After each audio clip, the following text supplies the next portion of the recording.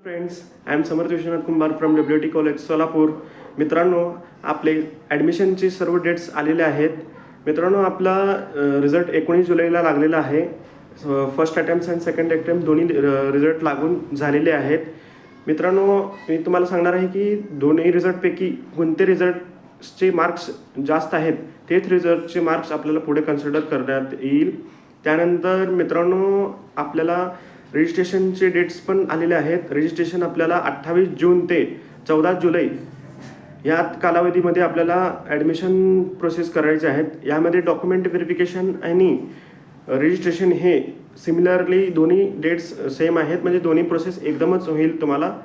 त्यानंतर document verification हे 30 जून ते 15 जुलैपर्यंत चालणार आहेत. डॉक्युमेंट व्हेरिफिकेशनला 2 दिवस एक्स्ट्रा देण्यात आलेले आहेत. त्यानंतर डॉक्युमेंट व्हेरिफिकेशन झाल्यानंतर तुम्हाला पुढची प्रोसेस आहे provisional merit list. Provisional merit list ही आपली 19 जुलैला लागणार आहे.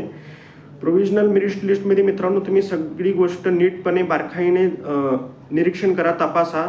तुमची कास्ट, तुमचे मार्क्स वगैरे सगळे तुम्ही A to Z पूर्ण तपासून करून घ्या, कारण की तुम्हाला करेक्शनसाठी 1-2 दिवस दिले जाणार आहेत. करेक्शनची तारीख आहे 20 ते 22 जुलै.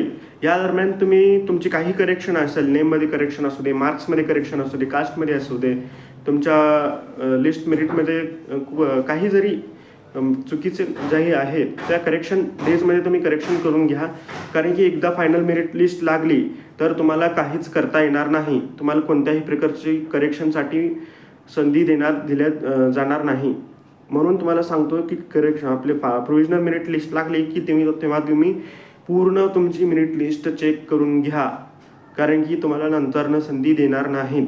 हे 2 दिवसामध्ये तुम्ही करेक्शन करून घ्या. 20 जुलै ते 22 जुलै हे तुमचे करेक्शनचे डेट्स असणार आहेत प्रोव्हिजनल मेरिट लिस्ट लागल्यानंतर. आणि मित्रांनो, तुम्ही डॉक्युमेंट व्हेरिफिकेशन हे स्वतः करायला जाऊ नका, सेल्फ करू नका.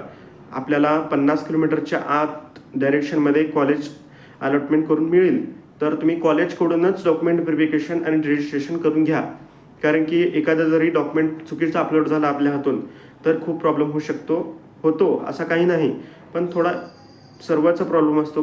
काही काही गोष्टी असतात, तर तुम्हाला प्रॉब्लेम सामोरे जावं लागेल. त्यामुळे सांगतो, कॉलेजमध्ये जर तुम्ही गेला तर तुमचं 1 ते 2 तासामध्ये तुमचं पूर्ण डॉक्युमेंट व्हेरिफिकेशनचं काम होऊन जाऊ शकतो. सो तुम्ही कॉलेजमध्ये जाऊन डॉक्युमेंट व्हेरिफिकेशन करा. त्यानंतर काही जरी प्रॉब्लेम असेल तर तिथल्यातच तुमचा प्रॉब्लेम सॉर्ट आउट करून घ्या. तुम्ही ऑनलाईन जर स्वतः करायला गेला तर तुम्हाला प्रॉब्लेम येऊ शकतो. सो तुम्ही सगळे जी प्रोसेस आहे ती कॉलेजमार्फत करून घ्या. त्यानंतर तुम्हाला फायनल मेरिट लिस्ट 24 तारखेला लागणार आहे.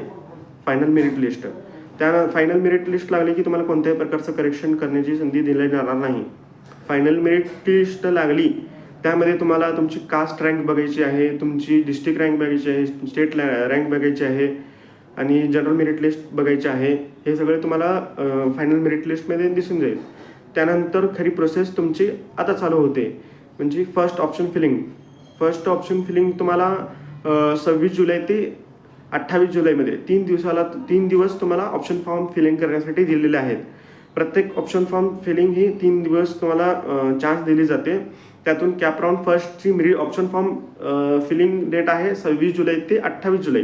ह्यामध्ये तुम्हाला फर्स्ट ऑप्शन फॉर्म फिलिंग करण्यासाठी चालू आहे.